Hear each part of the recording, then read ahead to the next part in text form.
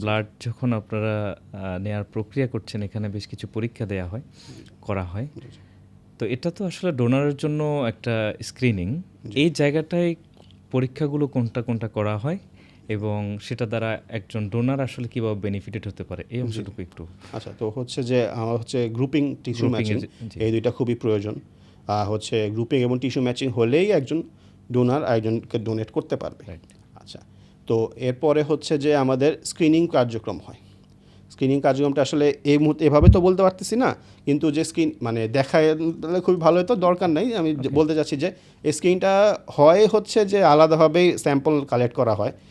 যখন হচ্ছে ব্লাড নেওয়া হয় তখন স্যাম্পল কালেক্ট করা হয়, আলাদা সেন্ট্রিফিউজ মেশিন থাকে, সেন্ট্রিফিউজ মেশিনে গিয়ে হচ্ছে যে স্ক্রিনটা হয়ে যায়। তো একটু সময় লাগে স্ক্রিনিং করতে, কিন্তু আসলে এই জিনিসটা খুবই মানে পেশেন্ট পার্টি খুবই রেসলেস থাকেন, স্বাভাবিক প্রয়োজন ব্লাড, কিন্তু আমার মতে একটু সময় দিয়ে প্রপার স্ক্রিনটা করে নেওয়া ভালো। কারণ এই একটু সময়টা যে দিচ্ছেন এটা কিন্তু আসলে হচ্ছে যে খুবই রোগীর জন্য বেনিফিটেড এবং ডোনারের জন্য বেনিফিটেড হয়ে গেল, এই আর কি বিষয়টি।